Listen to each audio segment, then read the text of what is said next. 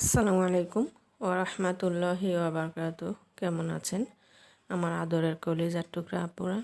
সবাই ভালো থাকুন ও সুস্থ থাকুন, এই দোয়া সবসময় করছি এবং আপনাদের দোয়ায় আমিও ভালো আছি আলহামদুলিল্লাহ। আল্লাহর কাছে শুকরিয়া জানাচ্ছি। আপুরা, আজকে আমি ফুলকপি শাক রান্না করব। তো দেখতে পাচ্ছেন এখানে ফুলকপি শাক, এই দেখুন।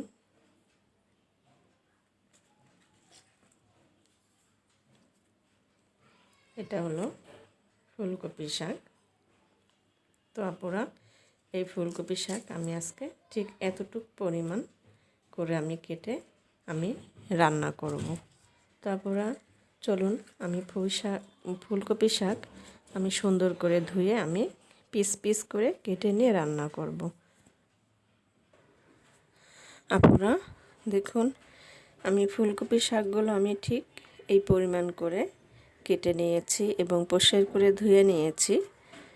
তো আপুরা, এখন আমি ভালো করে শাকগুলো আমি সিদ্ধ করে মানে ভাপিয়ে নেব, তারপর আমি বাগার দেব। তো আমি এখন লবণ দিয়ে দেব।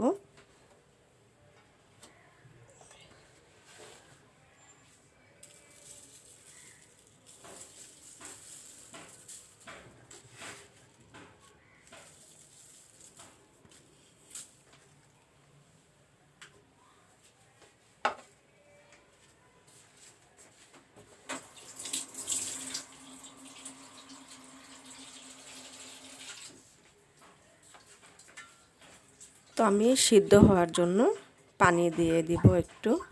পানি না দিলে তো সিদ্ধ হবে না, কপি শাক যেহেতু একটু শক্ত টাইপের, এই জন্য আমি পানি দিয়ে দিলাম। এবারে আমি ঢেকে দিয়ে চুলা অন করে দেব। বিসমিল্লাহির রহমানির রহিম। চুলাটা অন করে দিলাম। এবারে আমি শাকগুলো ভালো করে সিদ্ধ করে নেব।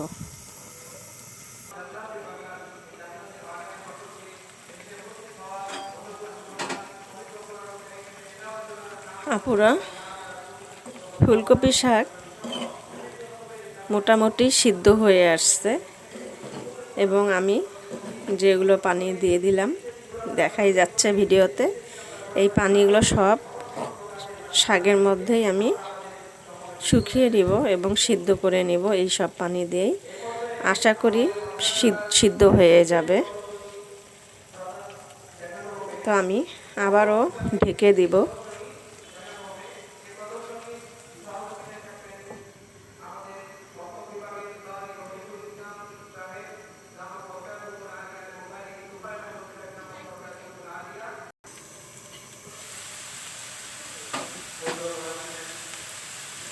আপুরা,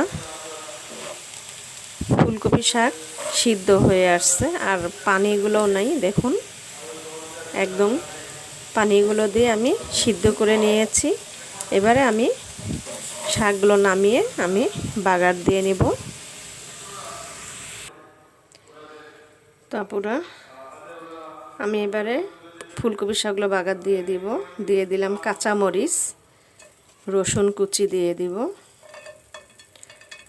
দিয়ে দিব পেঁয়াজ কুচি ও শুকনো মরিচ কয়েকটা দিয়ে দিলাম, তাহলে শাকটা খেতে খুব মজাদার হবে।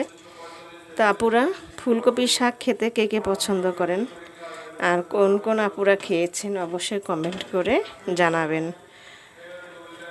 আর এই কপি শাকটা যদি না খেয়ে থাকেন একবার হলেও খেয়ে দেখুন, খুবই মজাদার হবে। তো আপুরা, আমি এবারে সরিষার তেল দিয়ে দেব।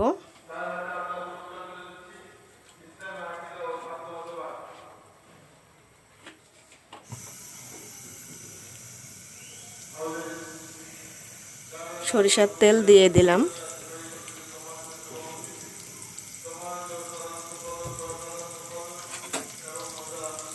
সবগুলোই আমি লাল লাল করে নেব।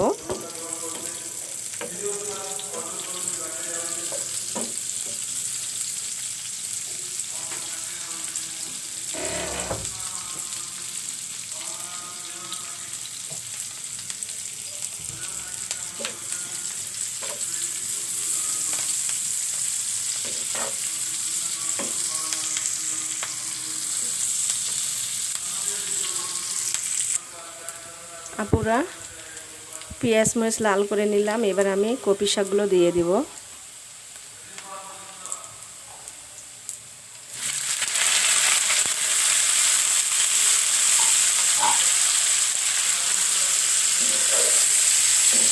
এই শীতের সিজন আসলে আপুরা, তো আমি এই ফুলকপি শাক আমি খাই, মানে আমার কাছে অনেক ভালো লাগে। আমাদের পরিবারে এই কপি শাকটা একটু পছন্দ করে। আর এখন সবুজ শাক সবজি শীতকালীন খেতে অনেক মজাদার।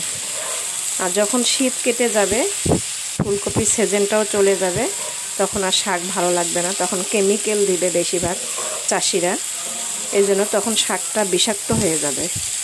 আর এখন খেতে অনেক মজাদার, এখন কেমিক্যাল খুব কমই দেয়, আর জন্য খেতেও ভালো লাগে। কেমিক্যাল দিলে তিতো হয়ে যায়, ওই শাকটা খেতেও ভালো লাগে না। দেখুন আপুরা, কালারটা কত সুন্দর হয়েছে আর অনেক লোভনীয়। গরম গরম ভাতের সঙ্গে এই শাকটা খেতে অনেক মজাদার। আপনারা একবার হলো খেয়ে দেখুন, আশা করছি ভালোই লাগবে। তো আপুরা, ফুলকপি শাক রান্না হয়ে আসছে, এবার আমি নামিয়ে নেব। আপুরা, ফুলকপি শাক নামিয়ে নিয়ে আসলাম। আপনাদের কাছে যদি ভিডিও ভালো লেগে থাকে অবশ্যই কমেন্ট করে জানাবেন, লাইক দিন ও বেশি বেশি করে শেয়ার করুন। দোয়া চাই। ছোট্ট রান্নাঘর চ্যানেলটিকে সাবস্ক্রাইব করতে একদমই ভুলবেন না। যারা নতুন আপনারা দেখছেন, পাশে বেল বাটনটা ক্লিক করে আমার ভিডিওর পাশেই থাকুন। সবাই ভালো থাকুন ও সুস্থ থাকুন, এই দোয়া কামনা করে রেখে দিচ্ছি।